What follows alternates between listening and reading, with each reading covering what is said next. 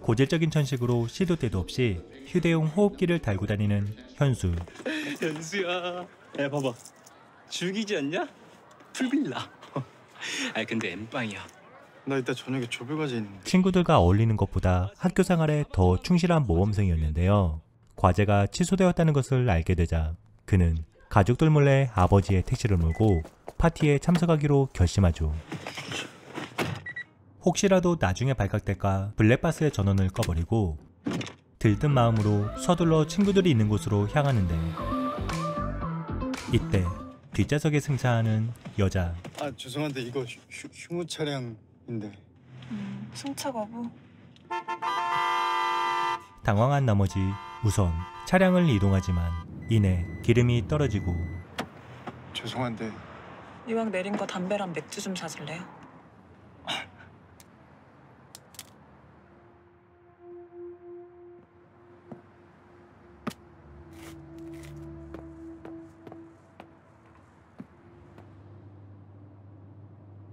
어디 가시는데요? 한강으로 가. 남다른 그녀의 묘한 분위기에 끌려 결국 친구들과의 만남을 포기한 채 여자와 함께하는 시간을 선택하게 되죠. 반갑습니다. 쾌활하고 거침없는 그녀의 성격에 점점 호감을 갖게 되며 그녀의 집에서 좀 더 시간을 보내기로 하는데 이때 집 앞에서 접촉 사고를 내게 되고 별거 아닌 것 같긴 한데 가세요 그냥. 다행히도 운전자의 배려로 별탈 없이 사고를 넘기게 되며 마침내 그녀의 집에 들어서게 되죠. 혼자 살아? 이래저래 친구년이랑 동거했는데 지난주에 대판 싸우고 손절했어. 이곳에 그녀와 단둘이 있다는 사실을 알게 되자 더 이상 절제하지 않고 그녀의 모든 것을 받아들이는데 이때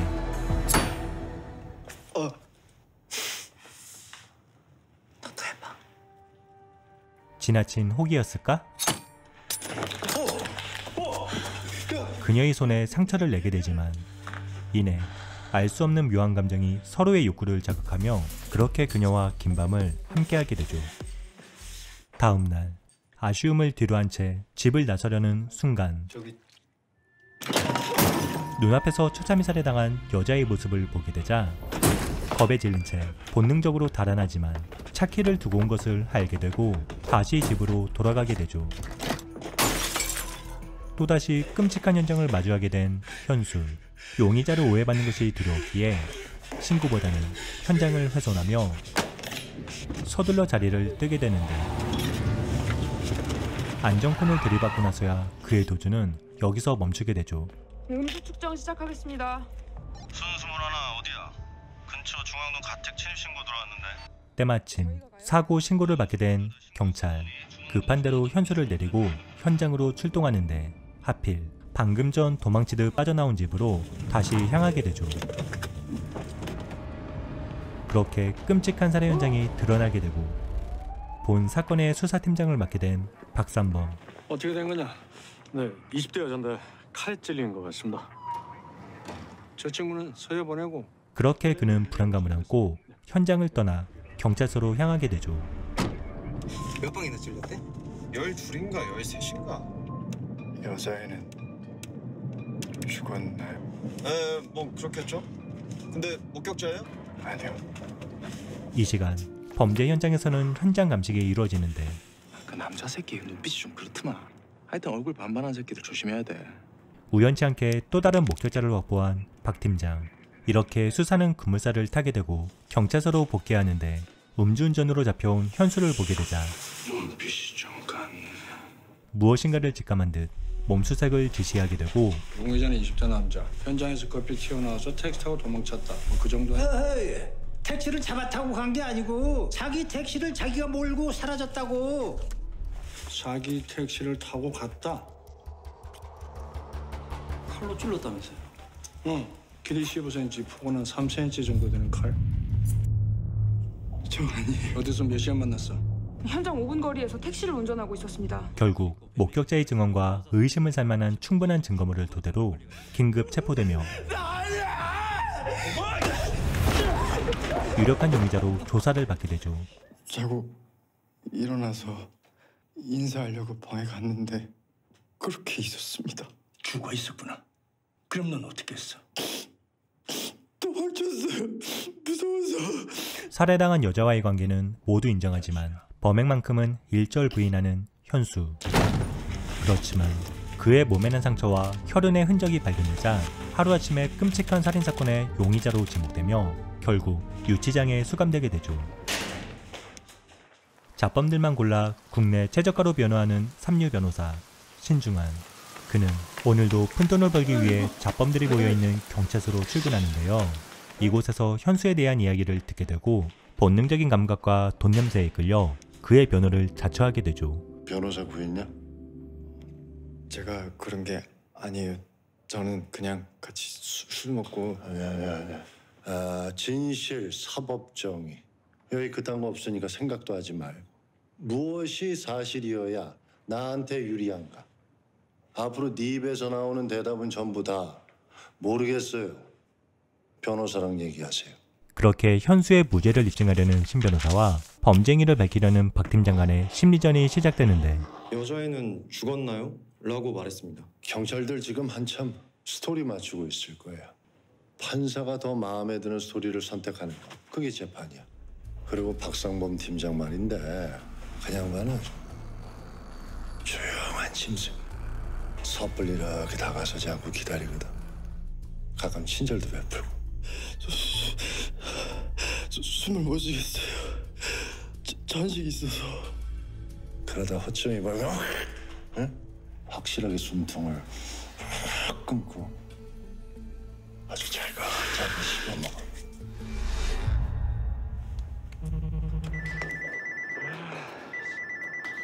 한편 딸의 살해 소식을 듣게 된 조광필. 홍국화 양의 친딸이 아닌 것 같은데. 국화 엄마랑 2년 전에 자별했어요. 결혼 생활도 짧아서 서류상으로만 부녀지간입니다. 현수의 부모님 또한 아들의 끔찍한 소식을 전해 듣고 경찰서에 도착하는데 경찰들이 뭘 몰라서 그러는 거지? 완전히 상관없지는 않아요. 근데 제가 죽인 거 아니에요. 뒤늦게 그들의 만남을 알게 된 신중환. 야, 현수야, 내가 뭐라고 그랬어? 입 딱 닫고 있으랬잖아. 너랑 부모님 얘기 다 녹화됐어. 네 얘기 중에 한마디라도 실수가 있으면 아예 분명히 실수했을 거라고. 그거 다 증거로 채택되고. 김현수, 기소 의견으로 검찰에 송치하자. 예. 됐어. 야, 이 영상으로 좀 검찰에 연락하고. 설상가상으로 사건이 공론화되며 마침내 본 사건의 담당 검사가 배정되죠. 어쨌든 살인 자백은 빠졌네요. 이 정도면 차고도 넘치는 것 같습니다만.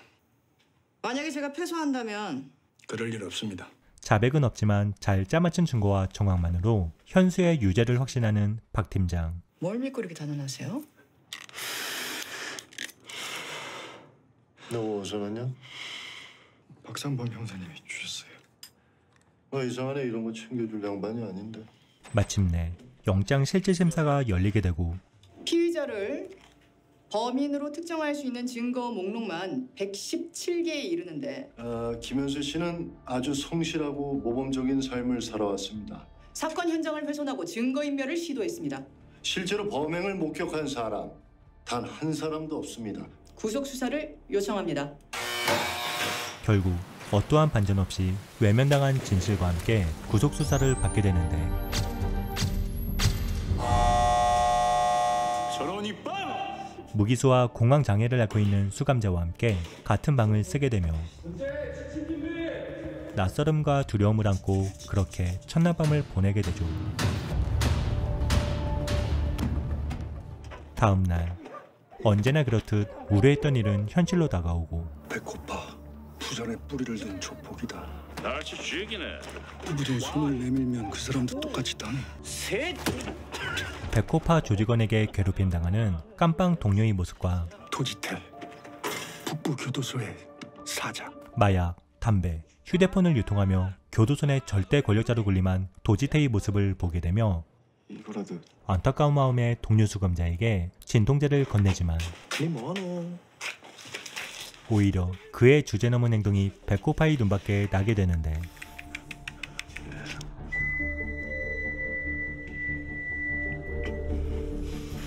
나대지 마라. 도지태의 도움으로 위기를 모면하게 되죠. 이 시간 현수의 집에 방문한 신중환. 이곳에 방문한 진짜 이유는 바로 돈 때문이었는데요. 시시각각 변하는 상황에 현수한테 가장 유리한 게 뭔지를 봅니다. 그런데 그러자면 비용이 좀 드는데 금액이 얼마나? 7천 정도. 넉넉치 않는 환경 탓에 계약을 꺼리게 되고 현수 생각해서 애누리 없이 5천으로 적겠습니다. 여기다 사인하십니다. 이게 뭐 전문적인 거라 뭐 잘 모르십니다. 여기 사인하시면 됩니다. 그래 다 읽어봐. 예, 물론이죠. 다 읽어보는 게 좋으시죠.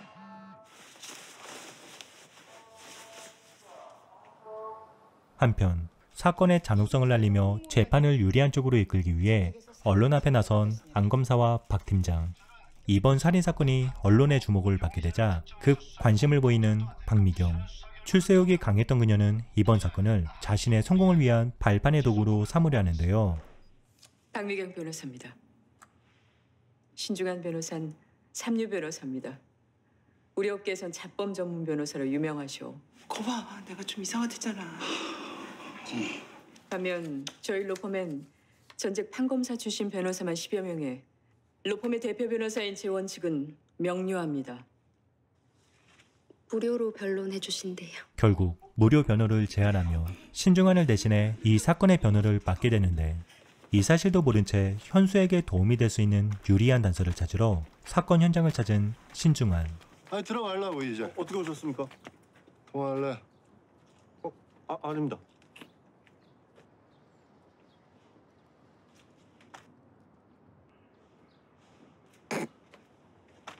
그렇게 홍국화의 집에 몰래 들어가는 데 성공하고 윤효정. 그날 있었던 사건의 흔적을 영상으로 남기며 영치품을 사들고 현수를 접견하는데 영치금도 좀 넣었다. 저 이제 변호사가 바뀐다고. 이제서야 담당 변호사가 바뀐 것을 알게 되고 박미경?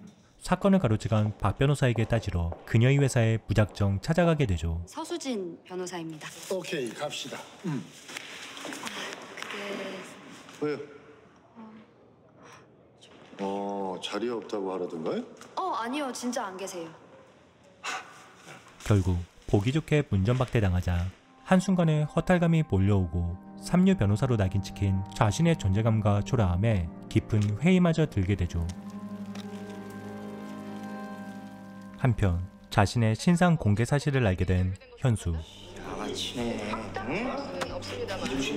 그는 수감자들의 위협을 피해 달아나는데 평소 그를 못마땅히 여긴 백호파에게 붙잡히게 되고 재판은 밖에서만 받는 게 아니야. 그러니까 착하게 살았어야지. 다행히도 교도관의 개입으로 위기에 벗어나게 되지만 그날 밤 설상가상으로 백호파일 지속된 덕분에 동료 수감자가 스스로 목숨을 끊는 끔찍한 일이 발생하죠.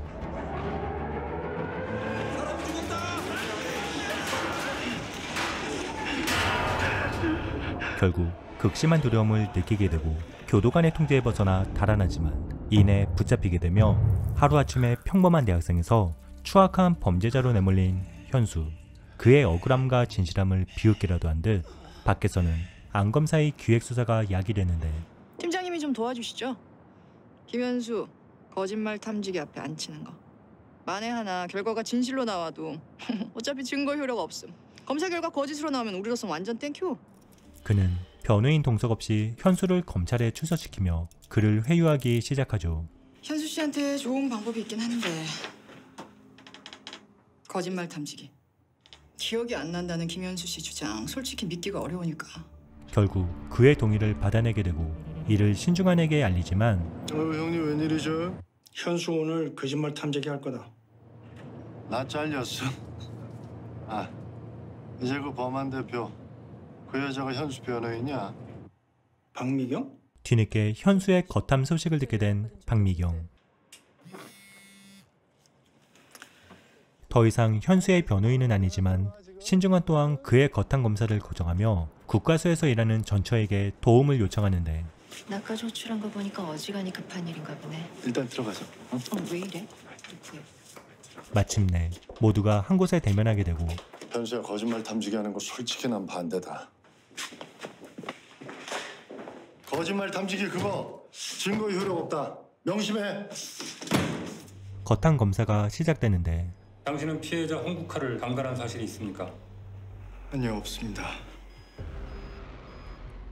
홍국화를 칼로 찔렀습니까? 아니요, 안 그랬습니다. 홍국화를 죽일 때 희열을 느꼈습니까? 제가 안 그랬는데 어떻게 희열을 느낍니까? 네, 아니오로만 대답하세요. 유죄를 전제로 한 저런 질문은 문제 있는 거 아닙니까? 질문지를 확인하지 않았나 봅니다. 아, 진짜. 너 이거 공무집행 방해야? 변호인 호출 없이 검찰 출석시킨 거 심각한 변호사법 위반입니다. 호흡기 질환자는 애초 행리 심리 검사 부적합 대상입니다. 뭐냐 지금? 결국 신중한의 개입으로 검사는 중단되게 되죠. 그렇게 시간이 지나고 홍국화의 장례가 이루어지는데 이곳에서 그는 지난날 사건 현장에서 몰래 촬영한 영상을 근거로 국화의 친구를 알아보게 되고 또한 국화의 마약성 약물 복용에 대해 알게 되는데 아이고 처방전 있어야 구할 수 있는 약인데. 사진에 찍힌 주변 환경을 단서로 약을 처방받은 병원을 찾아 나서게 되죠. 어떻게 이거 봐봐요 이거. 그럼 피부과로 가셔야 될 것 같은데 여긴 재활센터라. 이상하네. 홍국화는 여기서 펜타닐을 처방받았던데. 마침내 홍국화의 약물 처방 내역을 손에 넣게 된 신중한. 감사합니다. 한편 구속 접부 심사를 기다리는 현수. 실구실 법원 이송. 피의자의 극히 불량한 죄질을 감안해 현재의 구속 상태를 유지할 것을 강력히 요구하는 바이며 김현수 씨는 현재 결백을 주장하고 있으며 이곳에 서기 전까지 누구보다 성실한 대학생이었습니다. 헌데 그는 지금 강력범죄자로 가득한 교도소에 수감되어 힘겨운 나날을 보내고 있죠. 몸에 난 상처, 무단 이탈로 인한 체포 과정에서 생긴 타박상이라는 답변을 들었습니다. 변호인 측에서는 피의자의 도주 우려가 없다고 주장하고 있지만 피의자는 재소자에게 허락된 공간을 무단 이탈. 결국 기대와는 다르게 현수의 구속 수사가 유지되고 어떠한 반전 없이 재판은 끝이 나게 되죠. 오열하는 현수의 어머니 그리고 그들의 모습을 지켜보는 신중한. 나랑 얘기 좀 합시다. 그는 자신이 입수한 홍국화의 처방 내역을 수진에게 건네주며 펜타닐 처방 기간만 3년. 그 정도면 빼박이죠. 장당 10만. 예? 밖에 지금 나.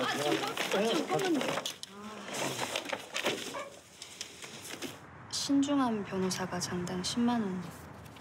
이거 장당 100만 원을 줘도 모자라. 예상치 못한 뜻밖의 자료를 확보한 박미경. 안태희 검사와 딜을 시도하는데 자백 없고 직접 증거 없고 살해 동기도 없는데 향정신성의약품까지 피해자가 제공했다? 과실치사 8년으로 가죠. 빨리 결정하시죠. 강간의 우발살인 17년, 항소 없는 걸로. 항소 없는 대신 과실치사로 10년. 지날 때 저희 로펌 한번 들리세요. 10년 오케이. 항소 없고 김현수 자백 넣는 걸로. 한편 구속이 유지된 채 교도소로 돌아온 현수. 박두식의 위협은 점점 노골화되며 또다시 도지태의 도움을 받게 되지만 여기 들어온 이유 그거 안 중요하다. 중요한 건 여기에서 어떻게 살아남을 것인가. 내가 도와줄 수 있다. 도움이 필요하면 네가 고민해야 될 건 딱 그거 하나뿐이다. 아무것도 없는 자신에게 먼저 손을 내밀자 고민을 하게 되는데 강간의 살인, 증거인멸. 약물 검사 결과 아직 안 나왔지만 양성일 확률 100%. 그렇다고 안 한 걸 했다고 해요. 현재 상황에선 무기징역 피하기 어려워요. 10년 받고 모범수로 수감 생활 잘하면 3, 4년은 감형 나와요. 어쩌면 평생 이 지옥 같은 생활을 해야 될지 모른다는 두려움으로 결국 자백을 조건으로 하는 그녀의 제안을 받아들이기로 하죠. 그렇게 힘겨웠던 하루가 가고 박미경 변호사 말이 맞아. 근데 이거 봐봐. 아토피 이놈도 이렇게 평생 따라다니며 괴롭히는데 전과자나긴 그건 절대 안 지워진다. 그렇게 현수의 자백을 거래로 한 재판이 시작되는데 자백으로 유죄를 인정하면 반대 신문할 자격을 잃고 항소할 자격을 잃는다는 것도 알고 계신가요? 네. 그럼 말씀해 주세요. 그날 밤 잠시 길을 잃고 정차했을 때 피해자 홍국화가 차에 탔습니다. 한강변까지 서로 마음이 통해 침실로 가서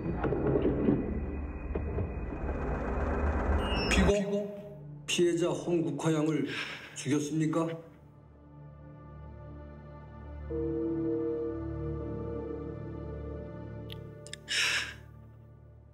아니요. 저는 죽이지 않았습니다.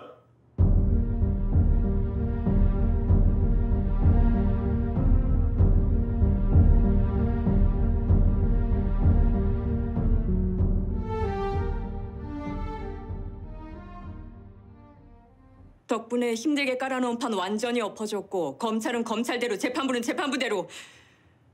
난 그만 빠질 테니 뒷일은 현수 씨가 알아서 하죠.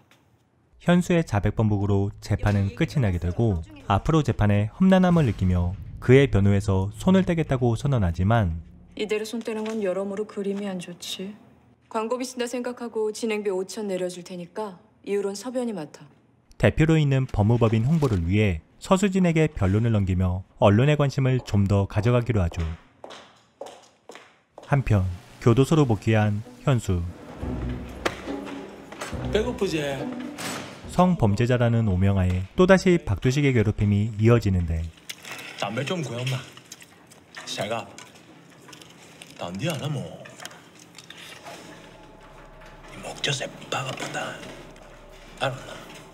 하는 수 없이 신중한에게 받은 영치금으로 도지태를 찾아가 담배를 구매하지만 저 혹시 2갑 더 살 수 없을까요? 담배는 한 갑에 20, 2당 하루 한 갑. 한 갑 더 줘라.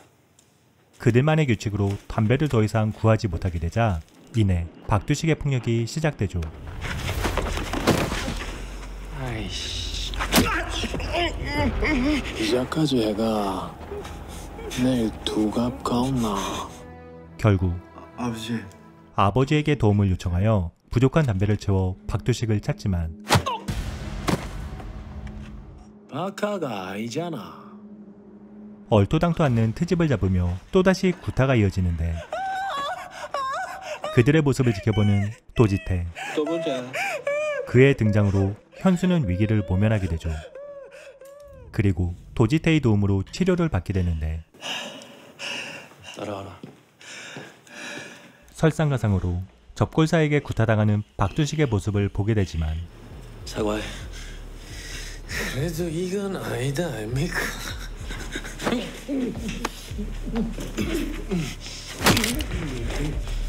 그동안의 감정이 쌓였던 것일까? 박두식이 당하는 모습을 그저 지켜만 볼 뿐 김현수, 내가 잘못했다. 내 진짜 잘못했다. 내 너무 결국 사과를 받게 되죠. 담배값은 계산해야지.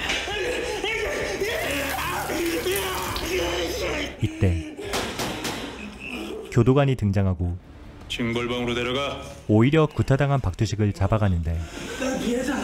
나 피해. 교도소 내 도지태의 영향력을 눈앞에서 직접 보게 된 현수. 한편 여보세요? 부탁 좀 할 게 있어서. 혜인이 학부모 참여 수업 좀 가줄 수 있을까? 내가 일이 좀 생겨서. 내가? 그는 이혼한 전처를 대신해 딸의 학부모 참여 수업에 참석하게 되는데 법은 만인의 평등하다. 그래서 죄를 심판할 때 돈이 많고 적음의 편견을 가지지 않겠다는 뜻이에요. 근데 변호사는 죄인을 도와주는 건데 그건 나쁜 거 아니에요? 장발장 아는 사람 손? 배고픈 아이를 살리기 위해 빵 한 조각을 훔친 장발장에게 판사가 징역 5년을 선고했어요. 이게 과연 옳은 재판일까? 아니요. 이런 불합리한 판결이 내려지지 않도록 옆에서 도와주는 사람이 바로 여러분들 앞에 서 있는 이 아저씨, 변호사가 하는 일이에요. 이 과정에서 그는 돈에 허덕이며 그동안 잊고 살았던 변호사로서의 신념과 사회적 책무에 대해 다시금 상기하게 되죠. 그렇게 무사히 수업을 마치고 사무실로 돌아가는 길, 자신을 기다리고 있는 수진의 모습을 보게 됐는데 대표님이 국가꽃 사건 저한테 위임하셨어요. 공동 변호를 요청하는 수진. 3,500으로 하자. 승소 가능성이 희박하다 보니까 저희 회사에 3,000. 좋아요. 그의 조건을 쿨하게 받아들이고 국민참여재판을 제안하는데 국민참여재판 어떨까 싶은데요. 시도는 해볼 만한데. 국민참여재판 안 해보셨어요? 한 3번 망쳐본 경험이 있긴 합니다. 그렇게 그 둘은 함께하게 되며 신중하는 수연에게 자신의 컴백을 알리게 되죠. 사인해. 지금부터 내가 네 변호인이다. 새로운 기대감을 갖게 된 현수. 신중한과 작성한 계약서를 보며 다시 희망을 품게 되는데 이때 접골사로부터 도지태의 부름을 받게 되죠. 네 여동생 학폭에 엮여서 전화 깎고 네 아버지는 국가수에 택시 압류당해서 지금 배달 일을 하고 계신다. 그걸 어떻게... 내 손이 안 닿는 데가 없네. 너 협박하려고 알아본 거 아니니 걱정할 필요 없고.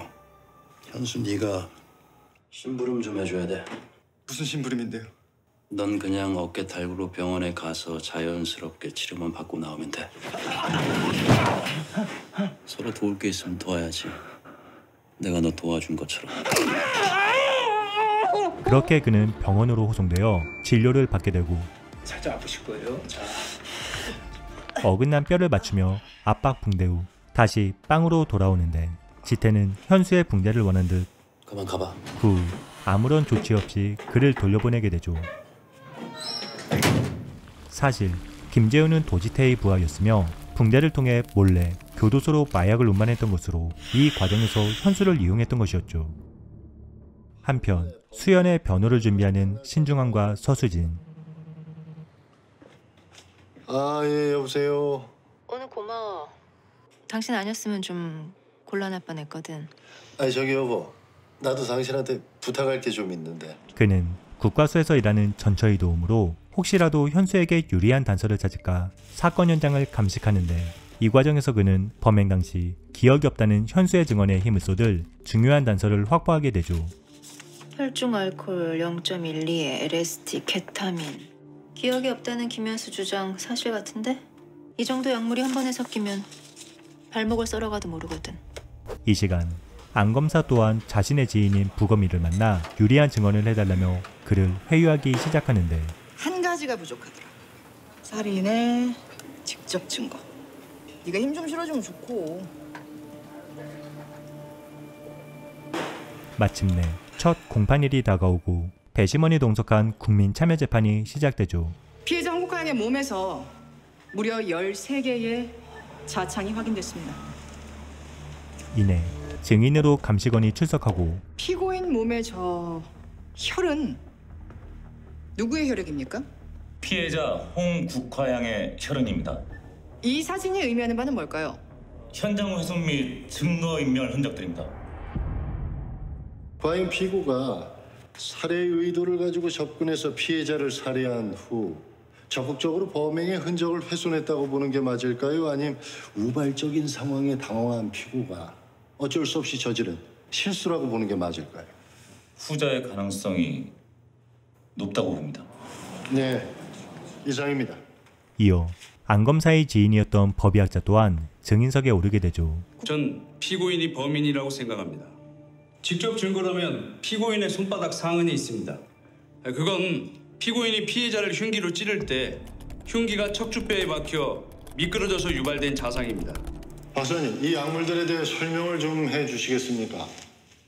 알코올, LSD, 케타민, 흔히들 마약이라고 부르죠. 그럼 성인 평균 남성이 술과 함께 이 약물들을 섭취하면 어떻게 될까요? 중추신경 억제 효과가 나타나는데 심각한 기억력 저하가 나타날 수도 있죠. 그럼 피고가 사건 당일의 일을 기억 못할 수도 있겠군요. 뭐 가능성이 있다 정도로 말씀드리겠습니다. 증거. 피고인 김현수를 범인이라고 지목하는 증거가 무려 117개에 이르는데 살해한 적 없다. 기억 없다. 일관된 주장을 펼치고 있습니다. 존경하는 배심원 여러분. 양측 간의 치열한 공방이 이어지자 그녀는 분위기를 반전시키려 평소 심적 불안 증세를 보인 현수를 겨냥해 현장 검증을 요청하는데 마침내 언론의 주목을 받으며 또다시 끔찍한 사건 현장을 마주하게 되죠. 그리고 사건 당일 확인되지 않는 범죄 행위를 추정하여 더욱 자극적으로 재현하는 경찰. 보시다시피 이 잔인한 사진의 모습은 이런 과정에서 발생된 자창의 모습입니다.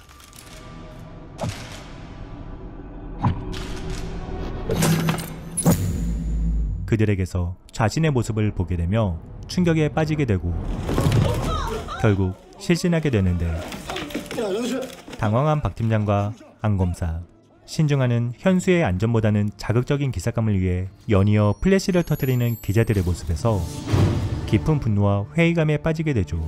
술, 담배, 스트레스, 기레기 이렇게 넷 중에 뭐가 피부에 제일 안 좋을 것 같습니까? 나는 기레기가 아니거든요. 죽어가는 사람 면상에다가 미친 듯이 프레시 터뜨리는 게 그게 기레기 아니면 뭐야? 투철한 직업 정신이지 그건.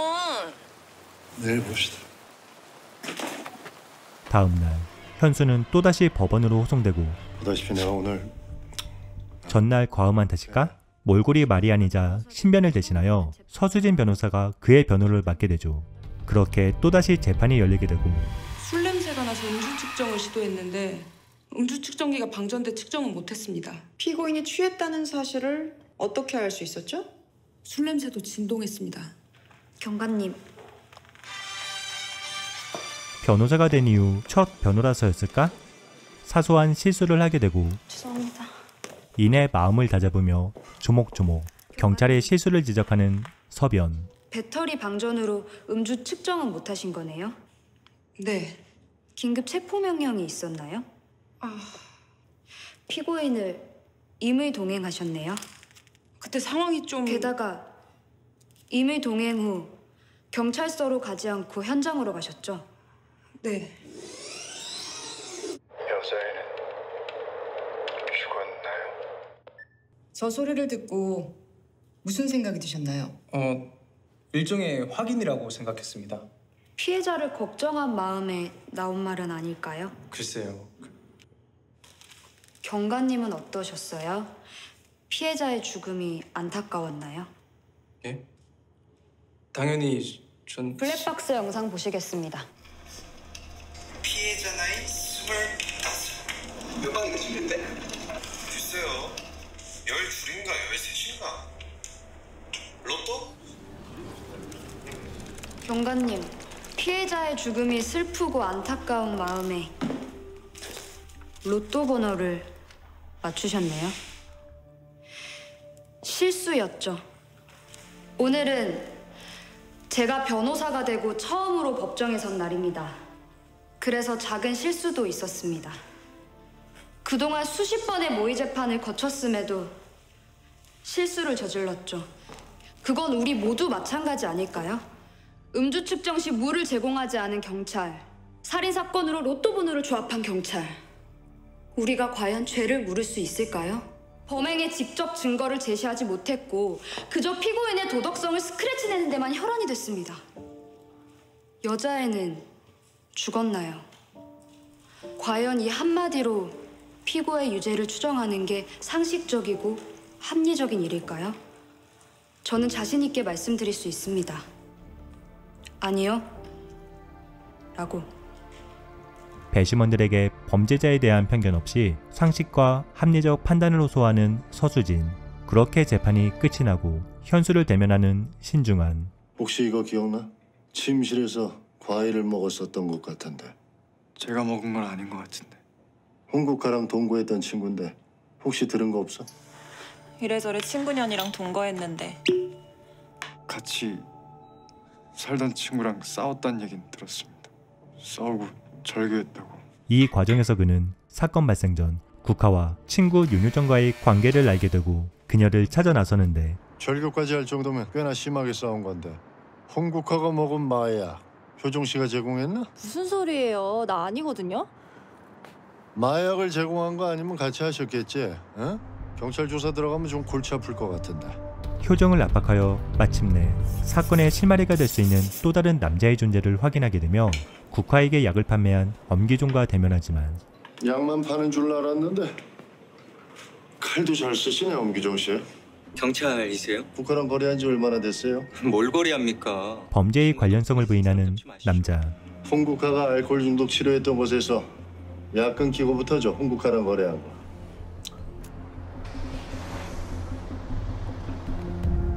야 됐어, 끊어.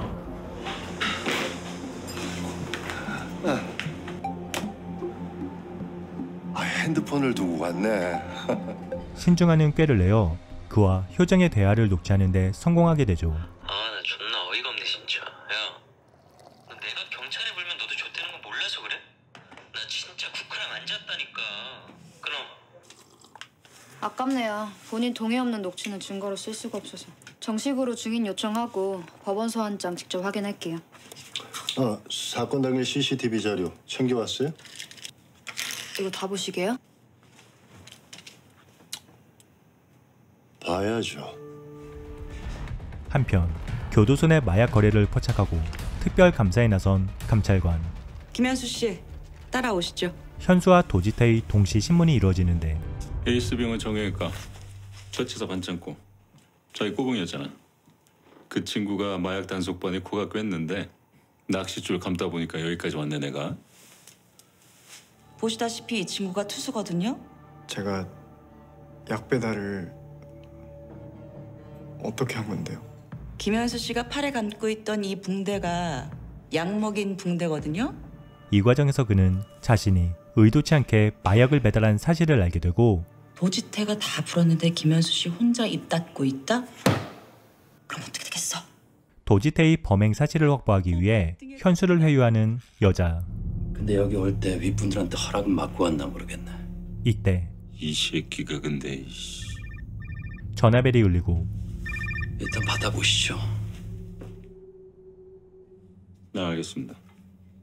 통화를 마치자 상황은 반전되며 동네가 진동을 하네. 여자 또한 현수로부터 어떠한 증언도 확보하지 못하자 여기까지 온 이상 나도 빈손으로는 못 돌아가겠는데. 뭐 좀 꺼내봐. 그들은 본심을 드러내며 이곳을 나서게 되죠. 위기를 모면한 지태. 생각보다 입이 무겁네 김현수. 그는 침묵을 지킨 현수에게서 믿음을 보게 되고 그에 대한 답례로 핸드폰을 건네주는데 아버지께 전화 드려봐. 택시 돌려드렸으니까. 현수야, 너 어떻게 전화했냐? 근데 아버지 혹시 택시 찾으셨어요? 현수 네가 어떻게 알았어? 갑자기 전화가 와서 찾아가라더라고. 제가 다시 전화 드릴게요, 아버지. 현수야? 현수야? 감사했습니다. 그것이 네 거다. 방으로 돌아온 현수. 우연치 않게 획득한 핸드폰을 만지작거리며 깊은 생각에 빠지는데요. 정상수 몰래 전화기를 숨기며 심란한 마음으로 잠을 청하게 되죠. 한편 사건 당시 CCTV 기록을 살펴보는 신중한. 이 과정에서 그는 주유소에서 홍국화 주의를 맴돌다 한강까지 그녀를 미행하던 수상한 택배기사의 존재를 확인하게 되고 이 차로 이 친구 지난달에 관뒀는데. 왜 관뒀어요? 그 인간 전자발찌 찬 걸 숨겼거든요. 성범죄 전력과 인적 사항을 확인하여 서둘러 그를 찾아 나서는데 누구야? 마침내 그와 대면하게 되고 그날 별일 없었는데. 택시가 가자마자 따라가시던데. 갈 때가 돼서 간 거죠. 피해자 홍국화 집을 예전에 방문한 적이 있으시더라고요. 택배 일을 했으니까 당연히 가봤겠죠. 나한테 문제가 있었으면 경찰이 찾아왔겠지. 문제가 없어 보이시나? 사건 당일 한강 고수부지까지 피해자를 따라갔는데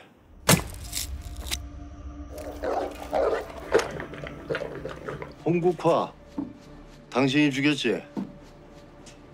야, 나 아니라고.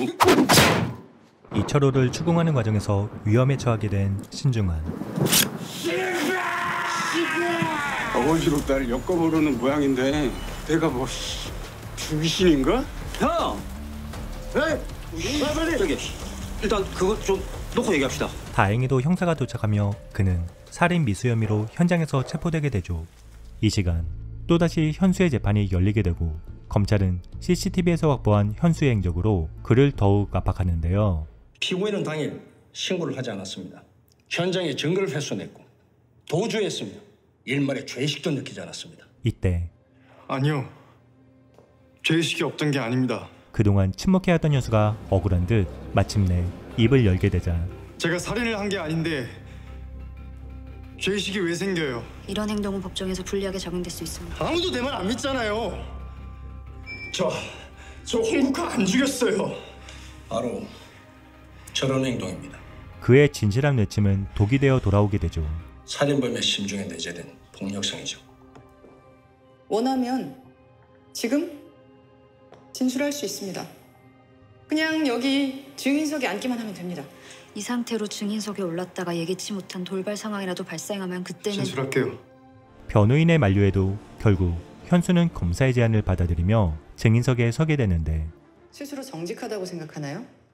정직한 편이라고 생각합니다. 아버지 택시를 몰고 나왔을 때 허락을 받았던가요? 홍국화 양은 왜 택시에 태웠습니까? 만약에 택시에 탄 승객이 남자였다면 어땠을까요? 그래도 한강공원까지 같이 갔을까요?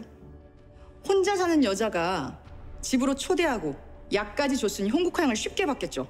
그녀는 사건 당시 떠올리기 싫은 현수의 끔찍한 기억을 상기시키며 심리적 압박을 가하는데 여자애는 죽었나요? 라고 왜 물어봤습니까? 119에 전화할 생각은 못 하셨나 봐요. 너무 무서워서. 뭐가 무서웠습니까? 범인이라고 생각할까 봐. 그 시간에 119에 전화를 해서 피해자 홍국화 양이 응급처치를 받을 수 있었다면 어땠을까요? 지금 살아있을 가능성도 있을 텐데요. 안검사의 덫에 빠진 현수. 본인을 정직하다고 생각하는 김현수 씨에게 마지막으로 묻겠습니다. 그날 밤 피해자 홍국화 씨를 살해했습니까?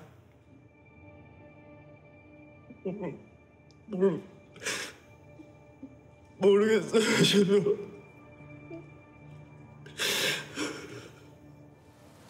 재판을 마치고 교도소로 복귀한 현수. 지난 공판에서 모르겠다고 무심코 던진 한마디가 자백인 것처럼 오해를 사게 되고 아쉬움에 선뜻 자리를 뜨지 못하는 서수진. 네, 변호사님. 서변. 오늘도 안태희 검사 똥 좀 씹었나? 제가 다 망친 것 같아요. 어떻게든 막았어야 됐는데. 현수를 증인석에 앉게 한 자신의 실수에 눈물을 보이는데 내가 법정에 있었어도 결과는 같았을 거다. 애써 그를 위로하는 신중한.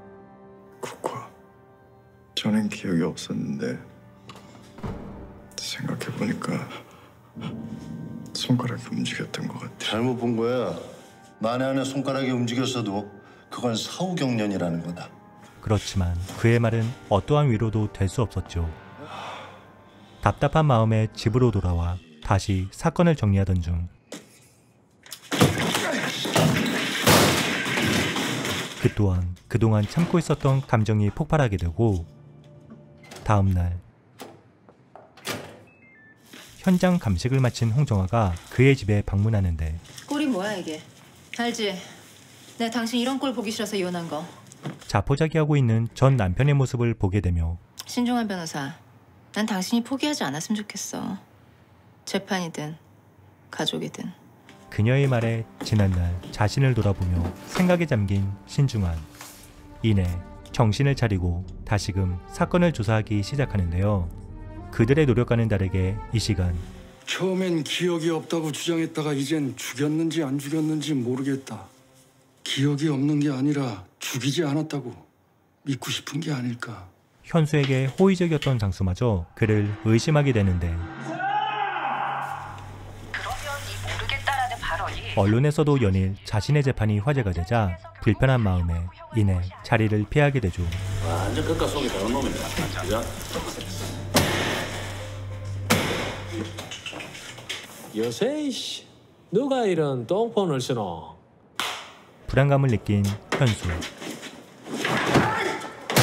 자신의 폰이 도난당한 사실을 알게 되자 서둘러 박두식을 쫓게 되고 주세요 핸드폰.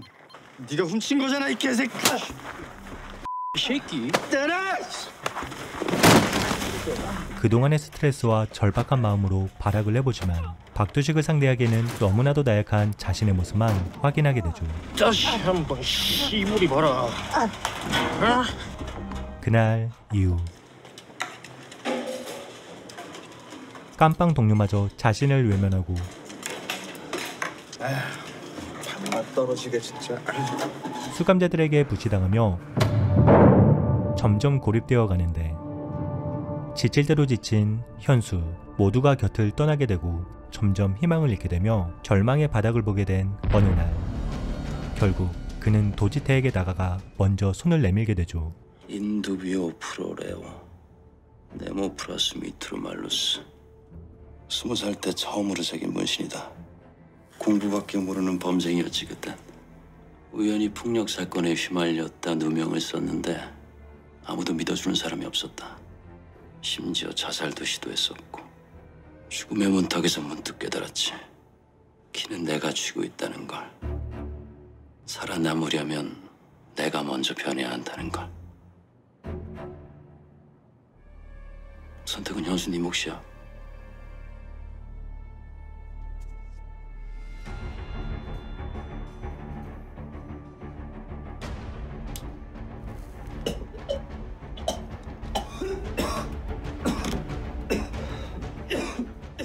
그날 이후 더 이상 혼자가 아니게 된 현수.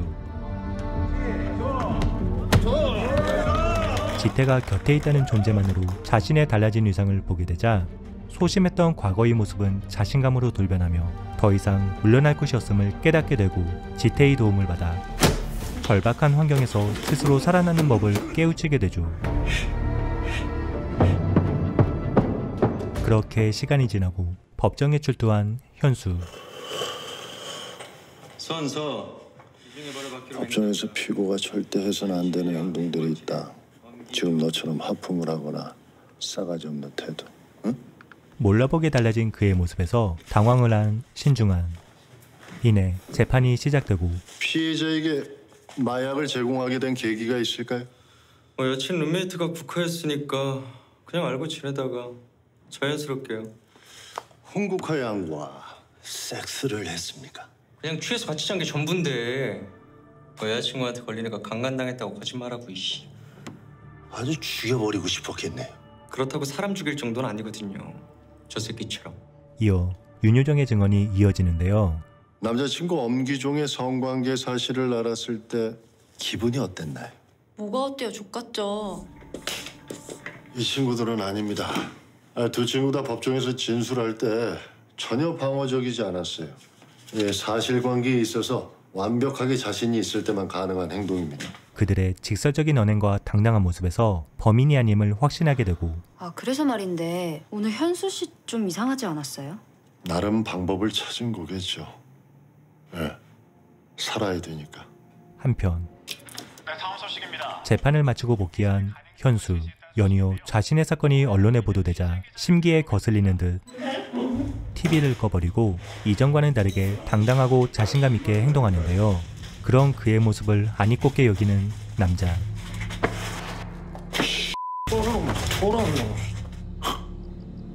눈깔이 확 뽑아볼라. 그럼 해보든가. 그렇지만 그는 더 이상 박두식의 위협을 두려워하지 않고 자신 있으면 1시간 뒤에 보일러실 없나? 이기든 지든 끝을 봐라. 그래야 뒤끝이 없다. 달라진 자신의 모습을 표현하듯 스스로 머리를 자르고 약속된 장소로 향하는데 아이고 무시라. 대구리도 이쁘게 깎았네. 니 오늘 뒤져도 내는 모른대. 알았다. 꼭꼭 숨어라. 머리카락 보이면 지기 쁜다. 정당함보다는 이기는 걸 선택한 현수. 이기든 지든 끝을 봐라. 그래야 뒤끝이 없다.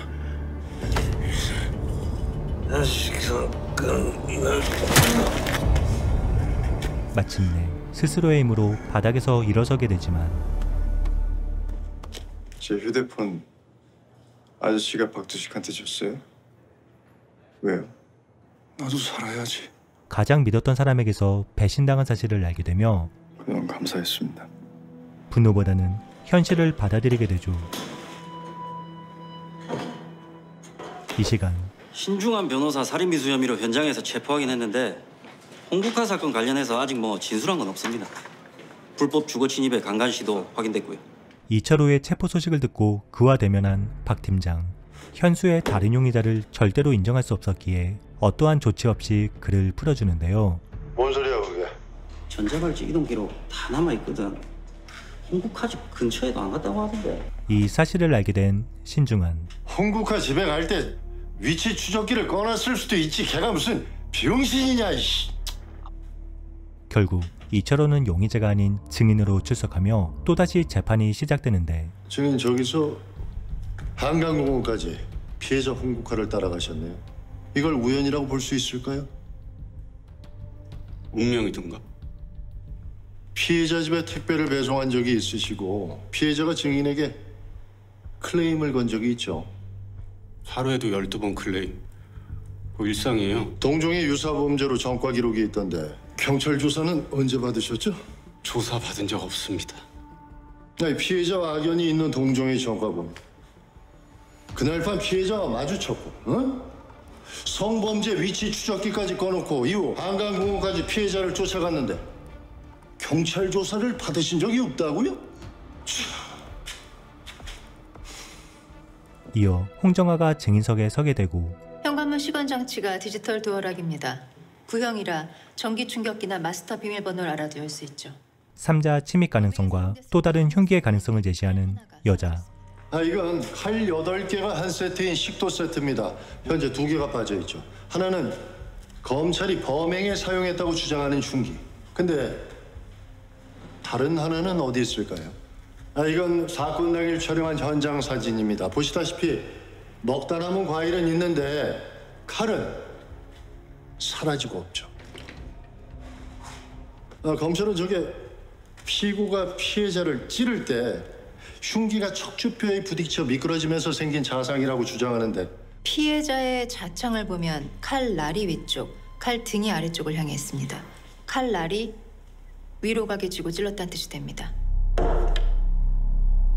범인의 손에 생긴 상처는 손바닥이 아니라 여기 손가락 부위 안쪽에 생기는 게 정상이죠. 그녀는 국과수 부검의 의견을 정면으로 반박하는데요. 김현수 씨, 거기 종이에다가 이름을 한번 써보시겠습니까?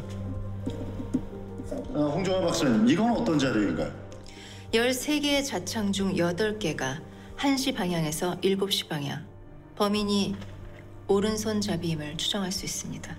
근데 방금 보셨듯이 피고 김현수는 왼손잡이입니다. 글도 왼손으로 쓰고 탁구도 왼손, 배드민턴도 왼손으로 치죠. 사건을 담당한 국과수 부검의의 소견서입니다. 범인은 오른손잡이일 가능성이 높다. 왼손잡이였던 현수와는 다르게 범인은 오른손잡이였음이 새롭게 주장되자 이내 배심원들의 분위기가 반전되고 이를 의식한 듯 안 검사는 증인과 신중한의 관계로 상황을 돌려보려 하지만 신중한 변호사하고는 특별한 사이신가요? 한때 부부였습니다. 그러니까 신중한 변호사를 위해서 이 일을 맡으신 거군요? 아닙니다, 절대. 저는 부검의의 소견서가 한쪽으로 치우쳐 있다고 봤습니다.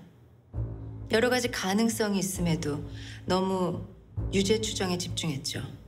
문제는 배심원들이 그 전문가의 증언을 진실로 받아들인다는 겁니다.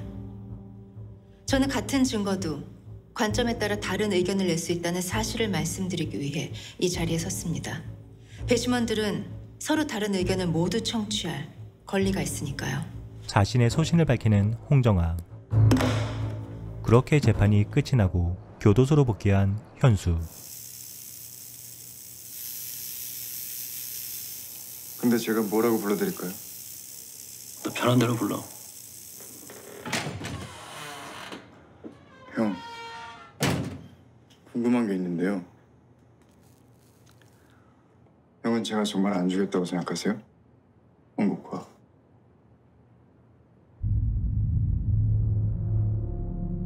제가 죽인 거면요.